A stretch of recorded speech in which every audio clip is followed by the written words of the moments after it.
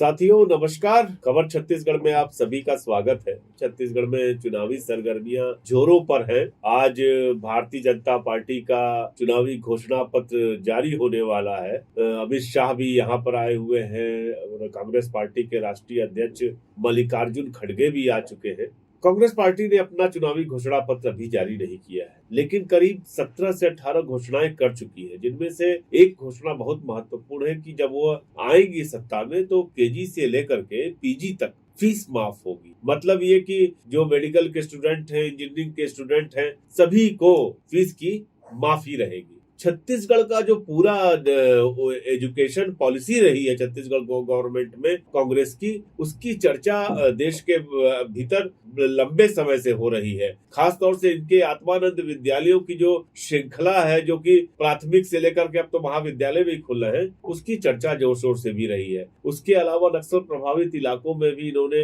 अपने बंद पड़े विद्यालय जो थे नक्सली वारदातों की वजह से, उनकी भी शुरुआत की। हम सबके बीच कांग्रेस पार्टी के युवा नेता और कांग्रेस के जो एजुकेशन विंग है छत्तीसगढ़ की, उसको देखने वाले श्री विनय शील जी मौजूद है। हम विनय जी से आज कुछ सवालों को लेकर आए हैं, जो खास तौर से छत्तीसगढ़ में जो कांग्रेस की एजुकेशन पॉलिसी रहने वाली है, अगर वो चुनाव जीतती है तो उस पर चर्चा करेंगे। विनय जी, आपका स्वागत है। बहुत धन्यवाद। एक चीज बताएं कि ये जो फीस माफी की घोषणा की गई, क्या वो सभी पर लागू की जाएगी जैसा कहा जा रहा है, या फिर उसके चुनाव के बाद उसमें कुछ और चीजें ला करके उसको कुछ वर्ग तक ही सीमित कर दिया जाएगा? देखिए, नीतिगत तौर पर जो आप पूछ रहे हैं, मुझे लगता है कि ये कांग्रेस पार्टी के द्वारा घोषित किया हुआ एक ऐतिहासिक वादा है।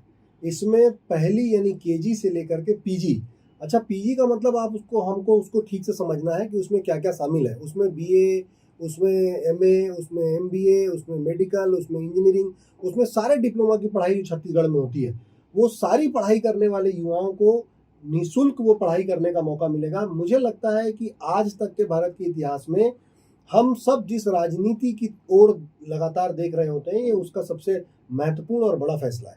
और इसमें जो आप कह रहे हैं कि नीतिगत तौर पर ये कैसे लागू होगा, तो जब सरकार बनेगी तो जो वादा है, जैसे पहले कांग्रेस पार्टी ने भूपेश बघेल जी के नेतृत्व में वादा पूरा किया, इस वादे को भी पूरा करेगी। एक चीज बताइए कि मैं तो लंबे अरसे से देखते आ रहा हूँ कि महाराष्ट्र और कर्नाटक ने जो प्राइवेट एजुकेशन की पॉलिसी अडॉप्ट की, आज से नहीं पहले से, वहां पे प्राइवेट कॉलेजेस की संख्या बहुत बड़ी संख्या में है।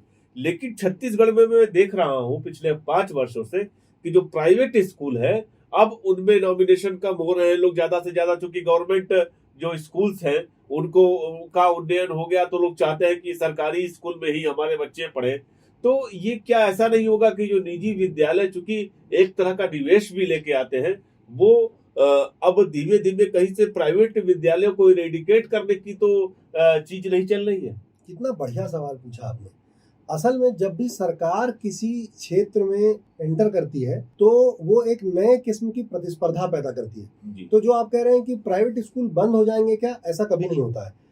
होगा ये कि प्राइवेट स्कूलों पे इस बात का दबाव बढ़ेगा कि वो अपने यहाँ शिक्षा को बेहतर करें, क्योंकि जब सरकार अंग्रेजी माध्यम से बेहतर शिक्षा देने लगेगी और प्राइवेट कॉलेज और प्राइवेट स्कूल भी शिक्षा देते रहेंगे, तो उसमें फिर उपभोक्ता या उसमें फिर बच्चों के पेरेंट्स क्या देखेंगे?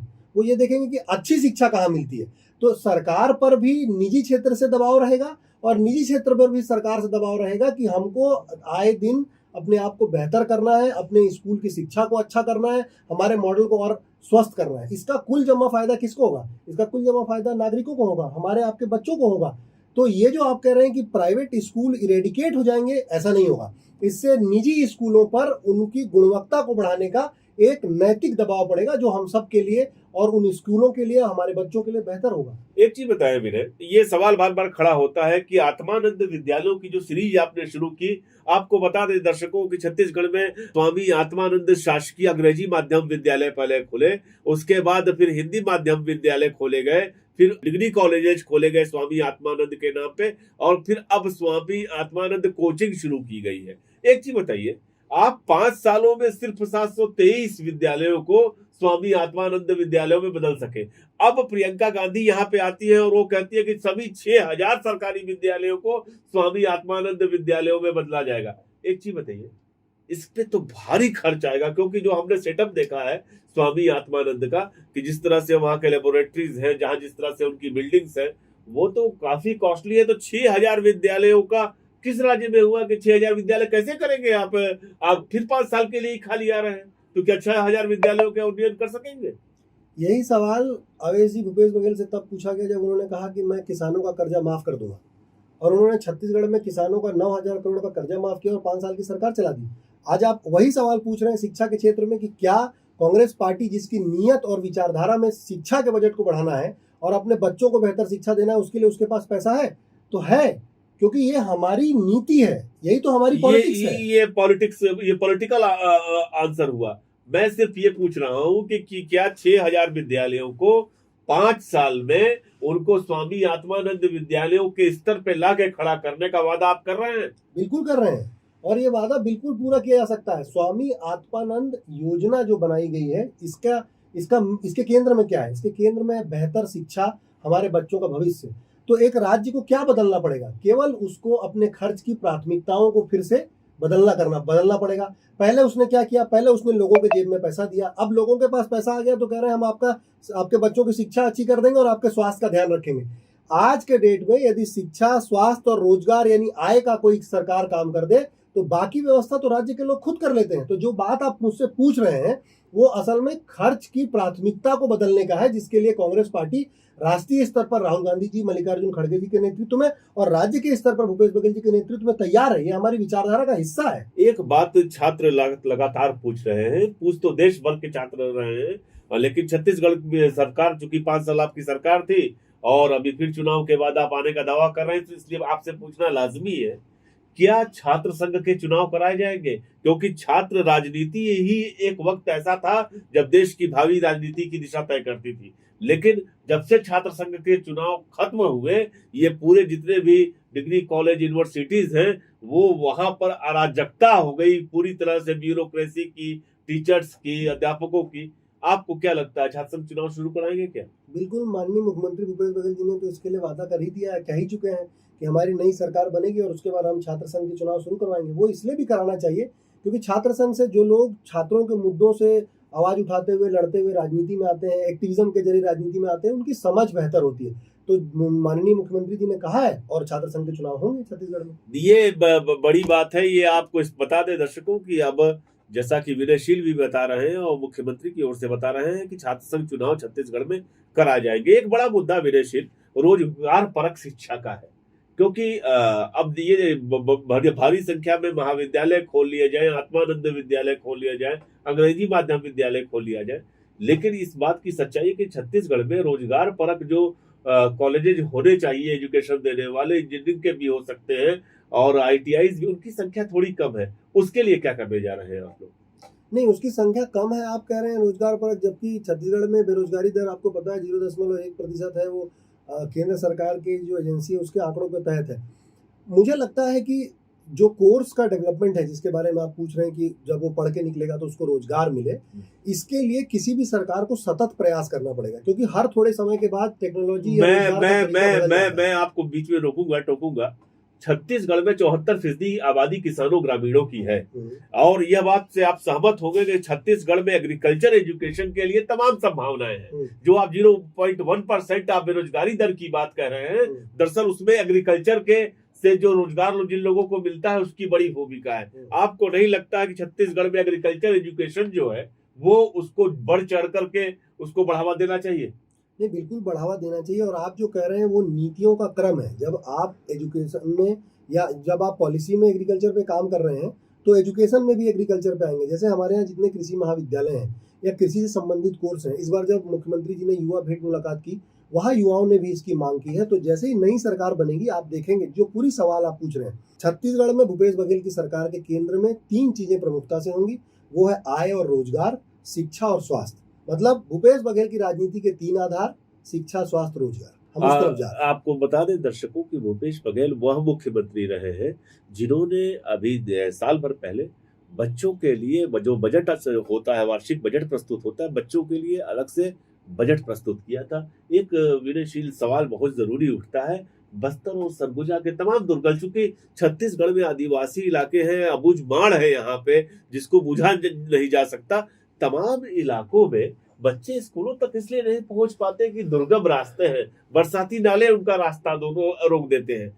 कुछ काम हुआ है, जरूर निस्संदेह हुआ है, लेकिन क्या ऐसी कोई पॉलिसी बनेगी कि क्या कि जो जहां पे बच्चों के विद्यालय हैं, आप लोगों ने नक्सल प्रभावित इस क्षेत्रों में विद्यालय पुराने खोले, 313 विद्यालय खोले गए हैं। दर्शकों आपको बताएं, जो कि रमन सिंह की सरकार जब थी उस समय नक्सली वारदातों की वजह से बंद होने करने पड़े थे।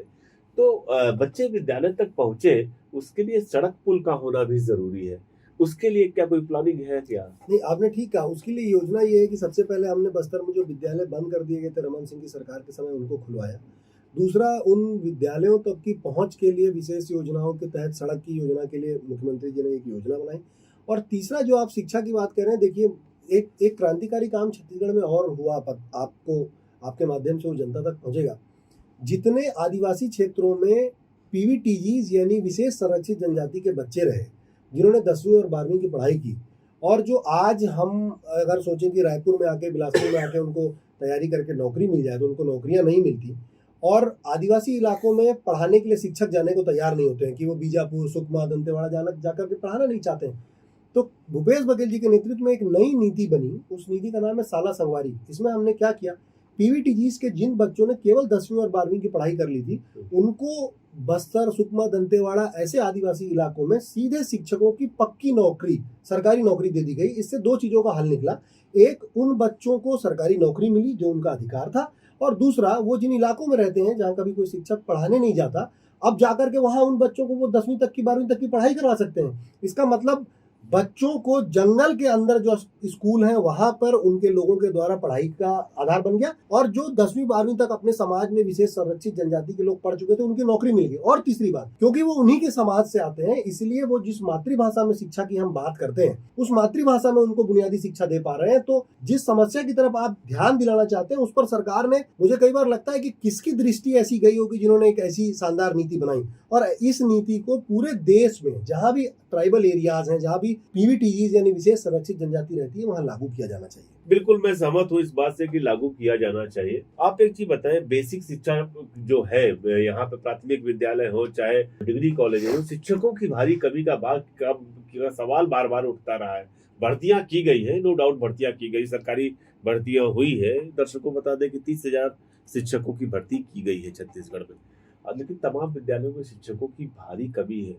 तो कब तक पूरी होगी ये कमी? शिक्षकों की कमी तो लगातार शिक्षक भर्ती से ही पूरी होगी। जो आपने कहा कि 30,000 शिक्षकों की भर्ती हुई है, इसके अलावा ये भी देखना पड़ेगा कि कौन कौन से विद्यालयों में, किसी विद्यालय में शिक्षकों की यदि अधिकता है तो वहां से उन विद्यालयों में उनको शिफ्ट किया जाए, मतलब उसको रैशनलाइजेशन उसका किया जाए, और इस तरीके से ही उसको ठीक किया जा सकता है। एक सवाल और महत्वपूर्ण है विनयशील जी, दर्शकों आपको बताएं कि प्रधानमंत्री मोदी जो है वो कल छत्तीसगढ़ में थे, और अपनी चुनावी सभा में उन्होंने कहा कि हम मेडिकल इंजीनियरिंग की पढ़ाई हिंदी में करा रहे हैं, छत्तीसगढ़ के लोगों को छत्तीसगढ़ी में तमाम चीजों की पढ़ाई कराई जाएगी। एक बात बताएं विनय, यह कैसे संभव है कि आप इंजीनियरिंग मेडिकल की पढ़ाई हिंदी में कर लें, और तमाम, जबकि दुनिया तो साइंस के सब्जेक्ट्स हो या फिर मेडिकल साइंस के हो, इंजीनियरिंग के हो, वो तो अंग्रेजी में पढ़ती आई है। हिंदी भाषा में पढ़ने वाले भी हिंदी भाषा भी जरूरी है। तो फिर ये जो नरेंद्र मोदी छत्तीसगढ़ में छत्तीसगढ़ी में पढ़ाने की बात कर रहे हैं, उसको आप कैसे देखते हैं? इस बात को समझने के लिए आपको नरेंद्र मोदी और भूपेश बघेल जी के विजन को समझना पड़ेगा। भूपेश बघेल जी कह रहे हैं कि हम प्राथमिक शिक्षा अपने बच्चों को उनकी मातृभाषा में देंगे, यानी 1ली से 5वीं तक अगर वो मैदानी भाग का है तो छत्तीसगढ़ी में पढ़ ले, आदिवासी इलाके में आता तो हल्बी, गोंडी और कुड़ुक में पढ़ाई करे, ताकि उसकी समझ और उसके सीखने की दर में तेजी आए और वो एक अच्छे तरीके से शिक्षा ले सके। नरेंद्र मोदी बिल्कुल उल्टी बात कह रहे हैं। नरेंद्र मोदी कह रहे हैं कि पढ़ लिख के बड़ा हो गया है और वो इंजीनियरिंग और मेडिकल की पढ़ाई हिंदी में करेगा। इसका मतलब वो छत्तीसगढ़ के युवाओं के भविष्य को बर्बाद करना चाहते हैं। आपने आज तक एजुकेशन मॉडल पे जितनी बातें सुनी होंगी आवेश जी, उसके बुनियाद में क्या है कि प्राइमरी एजुकेशन अपनी मातृभाषा में होना चाहिए। ये भूपेश बघेल जी की नीति होता भी रहा है। ये भूपेश बघेल जी की नीति है छत्तीसगढ़ के लिए भी। लेकिन जैसे जैसे आप बड़े होंगे तो आप कौन सा विषय लेंगे और किस भाषा में पढ़ेंगे, ये उस पर तय करता है कि उस समय की दुनिया में किसकी ज्यादा स्वीकार्यता है, किस भाषा में ज्यादा नौकरियां हैं, किस भाषा में आप ज्यादा वैज्ञानिक तथ्यों तक पहुंचेंगे, किस भाषा में आप ज्यादा दुनिया के साथ जुड़ पाएंगे। तो आपका नरेंद्र मोदी की जो नीति है वो छत्तीसगढ़ के न सिर्फ भारत के युवाओं को बर्बाद करने की नीति है, कि बड़े हो जाओ, पढ़ लिख लो, सीख लो और जाके सीधा आप मेडिकल और इंजीनियरिंग हिंदी में करने में आओ, ताकि तुम्हारी जॉब की जितनी अपॉर्चुनिटी है, ताकि तुम्हारी सीखने की जितनी अपॉर्चुनिटी है, ताकि तुम्हारा वैश्विक समाज से जो जुड़ने की अपॉर्चुनिटी सब खत्म हो जाए। बल्कि इसके उल्टे हमारी छत्तीसगढ़ की माननीय मुख्यमंत्री भूपेश बघेल जी की नीति जो है कि प्राइमरी एजुकेशन छत्तीसगढ़ी, गोंडी, हल्बी, कुड़ुक में करेंगे और जैसे जैसे बच्चा बड़ा होता जाएगा उसको आज की भाषा में वो अंग्रेजी भी सीखेगा, वो हिंदी जानेगा ही जानेगा। अगर उसको लगता है कि नौकरी की भाषा जर्मन है तो जर्मन भी सीखेगा, लगता है कि हिब्रू है तो हिब्रू भी सीखेगा। उस समय उसके ऊपर दबाव नहीं है, उस समय वो समय, समाज और रोजगार के हिसाब से फैसले करेगा। तो नरेंद्र मोदी का छत्तीसगढ़ में आकर के ये कहना भयावह और डरावना है। मुझे ये सवाल पूछना है कि क्या भाजपा के नेता अपने बच्चों को हिंदी मीडियम में पढ़ाते हैं? अपने बच्चों को विदेश पढ़ने भेजिएगा और छत्तीसगढ़ के बच्चों को जवान होने के बाद इंजीनियरिंग और मेडिकल की पढ़ाई हिंदी में करवाइएगा। क्या चाहते हैं कि वो अग्निवीर की तरह ठेके में किसी के यहाँ 10,000 की नौकरी करता रहे? ये नीतियों का अंतर है आवेश जी। यह बात बिल्कुल सच है। अब देखिए, इंजीनियरिंग की और मेडिकल साइंस की जो वोकैबुलरी है उसको तो आप हिंदी में वैसे शब्द आप पढ़ ही नहीं सकते। आपसे अगर हम कहें कि आप प्रतिष्ठम्भ और प्रतिकार्यता के बारे में क्या जानते हैं, तो आप दर्शकों, आप लोगों ने भी ये शब्द शायद ही कभी सुने होंगे। आपने मेडिकल साइंस में अगर हम कहें कि अलिंद होता है, दायां अलिंद, बायां अलिंद, श्वसन संकुचन, तो आप क्या समझेंगे? तो दरअसल जिस भाषा में सर्वाधिक ज्ञान उपलब्ध हो उसमें पढ़ाई की जानी चाहिए, ये सच्चाई है। एक बात बताएं, यही बात राहुल गांधी ने भी कही थी, जो आप बात अभी कह रहे थे कि राहुल गांधी ने आके कहा था कि नरेंद्र मोदी नहीं चाहते कि छत्तीसगढ़ के जो बच्चे हैं वो अंग्रेजी भाषा में भी पढ़े, वो देश दुनिया के बारे में ज्यादा से ज्यादा जाने।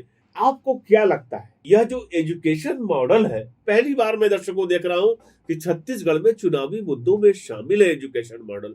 बाकायदे आत्मानंद विद्यालयों की चर्चा मंच से हो रही है। भारतीय जनता पार्टी ने अपने घोषणा पत्र में भी इसका जिक्र किया है कि हम किस तरह के विद्यालय ला रहे हैं। आप ये बताएं, आपको क्या लगता है ये एजुकेशन पॉलिसी का जो आना है मुद्दों के तौर पे, उसको आप कैसे देखते हैं? अवेश जी, आपने जो राहुल गांधी जी की बात कही और इससे पहले जो आपने नरेंद्र मोदी जी की नीति बताई, ये असल में पॉलिटिक्स ऑफ लैंग्वेज है।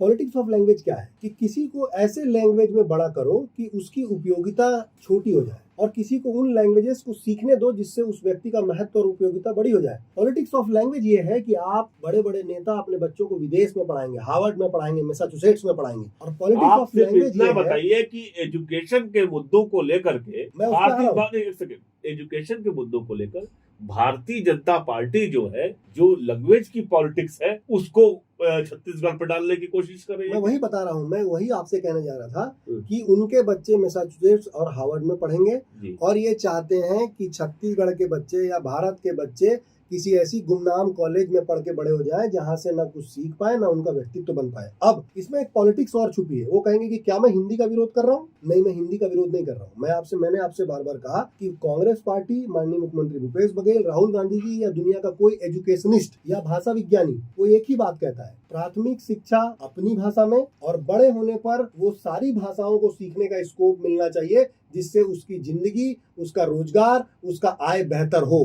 भारतीय जनता पार्टी इसका उल्टा कर रही है, उसकी उल्टी बात कर रही है, जो छत्तीसगढ़ के युवाओं को भीड़ में, फॉलोअर में और 2 रुपए के ट्रोल में बदलने की नीति के पीछे छुपा हुआ षड्यंत्र है। आपका विनयशील बहुत बहुत धन्यवाद। दर्शकों, आज बात की हमने शिक्षा पर, जो एक मुद्दे के तौर पर पहली बार किसी चुनाव में, विधानसभा के चुनाव में दिख रही है। छत्तीसगढ़ का चुनाव इस दृष्टिकोण से महत्वपूर्ण है कि कांग्रेस और भारतीय जनता पार्टी दोनों शिक्षा के मुद्दे पर लेकर के तमाम अपनी घोषणाएं लेकर के आई है। लेकिन यह सच है कि आने वाले दिनों में जब चुनाव हो जाएंगे तब देखा जाएगा कि किसने कितने कारगर ढंग से उन जो वादे किए थे एजुकेशन को लेकर के, छात्रों को लेकर के, बच्चों को लेकर के, उसका इम्प्लीमेंटेशन किया है। आपका शुक्रिया विनयशील। फिर मिलते हैं दर्शकों, धन्यवाद।